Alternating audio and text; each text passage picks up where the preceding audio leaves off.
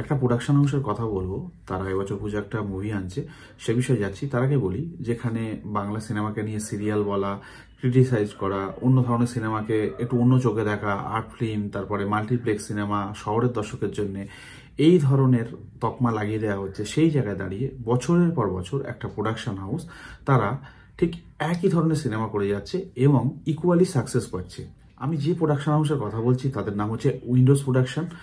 এদের আন্ডারে যে কটা মুভি বেরিয়েছে এখনো পর্যন্ত, যা মুভি বেরিয়েছে সব কটা সুপার ডুপার হিট।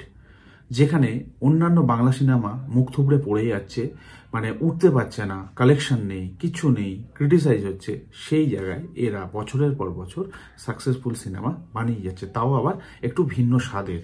যেটা আমরা তথাকথিত সমাজে বা বর্তমান টাইমে দাঁড়িয়ে আমরা বলি সিরিয়াল হচ্ছে, অন্য ধারা সিনেমা হচ্ছে, শহরের দর্শকের জন্য বানানো হচ্ছে।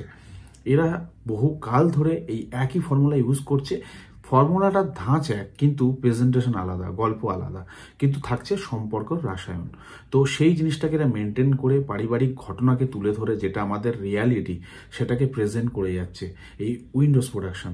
আর যাদের কথা না বললেই না, তারা হচ্ছে শিবপ্রসাদ মুখোপাধ্যায় এবং নন্দিতা রায়।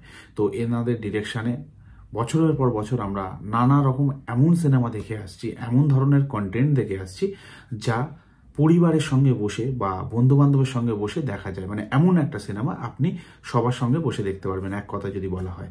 তো তারা এবছর পুজোয় বহুরূপী বলে একটা সিনেমা আনছে। এদের পাবলিসিটি কিন্তু খুব ঢাক ঢোল ফিটিয়ে হয় না, বাট এদের মুভির গান এদের মুভিটাকে প্রমোশন করে দেয়, এদের কন্টেন্ট এদের মুভিটাকে প্রমোশন করে দেয়, এদের মুভির গল্প এদের প্রমোশন করে দেয়, যেটা সাকসেস দেয়, মানে ভবিষ্যতে গিয়ে মুভিটার সাকসেস এনে দেয়। তো আলাদাভাবে এরা ঢাকঢোল পিটিয়ে কিছু সেরকম কিছু বলে না বা লোককে জানায় না, বাট লোক অটোমেটিক জেনে যায়। এদের কন্টেন্টটাই এমন, এদের কাজের ধরনটাই এমন।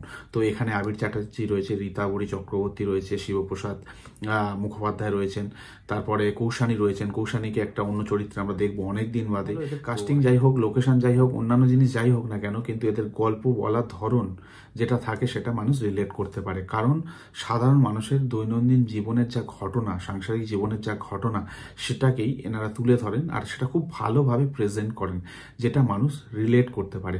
তাই এই বহুরূপী নিয়ে, বহুরূপীর মোশন পোস্টারটা দেখলাম, যেখানে বিশেষ কিছু হয়তো বোঝা যাচ্ছে না, কিন্তু একটা মানুষের ভিন্ন রূপ। বহুরূপী মানে কি? একটা মানুষের ভিন্ন রূপ, মানে সে নানান ক্ষেত্রে হতে পারে। তো সেই জিনিসটা হয়তো আমরা এখানে দেখতে পাবো। সেই জিনিসটাকে কেন্দ্র করে এখানে সিনেমাটা বানানো হচ্ছে। একটা মানুষের নানান রূপ থাকবে হয়তো নানান ক্ষেত্রে, সামাজিক দিক দিয়ে হোক বা সাংসারিক দিক দিয়ে হোক। তো সেই জিনিসটাকে হয়তো এখানে মিডিলে রেখেই কাজটা করা হচ্ছে।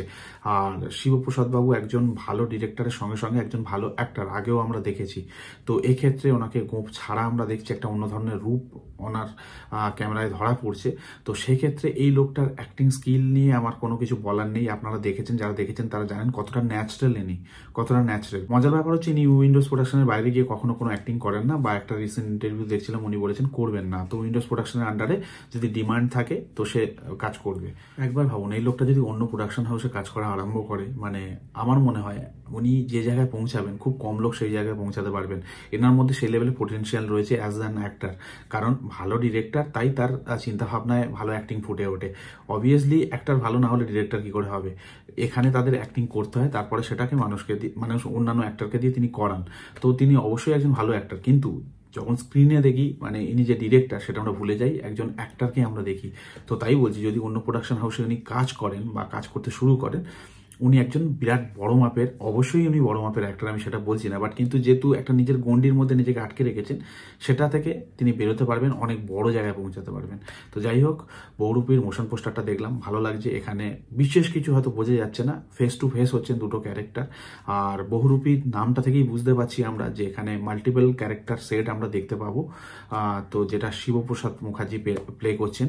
পুজোর সময় এই ছবিটা অন্যান্য ছবির থেকে অনেকটা এগিয়ে থাকতে পারে, কন্টেন্টের দিক থেকে, এদের কাজের দিক দিয়ে, সমস্ত কিছুর দিক দিয়ে। এদের ছবি কখনো নিরাশ করে না অডিয়েন্সদের। তো এরা পুজোর সময় আসছে, তো অবভিয়াসলি নতুন কিছু ধামাকা হবে। আর অন্যান্য ছবি এর সঙ্গেও আছে, তবে কম্পিটিশনটা কিন্তু জোরদার হবে। বাঙালি হাতের কাছে বেশ কিছু সিনেমা পাবে, তার মধ্যে বহুরূপী অন্যতম। আর বিশেষ কিছু যেরকম বললাম বোঝা যাচ্ছে না, এখানে ফেস টু ফেস জিনিসটাকে দেখানো হচ্ছে, কিছু ক্যারেক্টার রিভিল করা হচ্ছে। তো তার বাইরে আর সেরকম কিছু নেই, কিন্তু এদের খুব সাধারণ জিনিসের মধ্যে এক্সপ্লোসিভ কিছু থাকে। তো সেটা আমরা কম বেশি দেখেছি।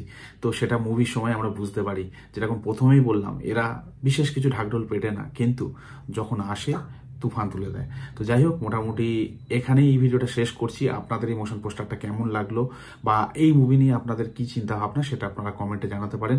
উইন্ডোজ প্রোডাকশন, শিবপ্রসাদ বাবু, নন্দিতাদি, এদের কাজ আপনার কেমন লাগে সে সম্পর্কে আপনারা কমেন্টে জানাতে পারেন। আপনাদের এই মুভি নিয়ে কি চিন্তা ভাবনা সেটাও জানাতে পারেন। ভালো থাকবেন সবাই, দেখা হচ্ছে পরের ভিডিওতে।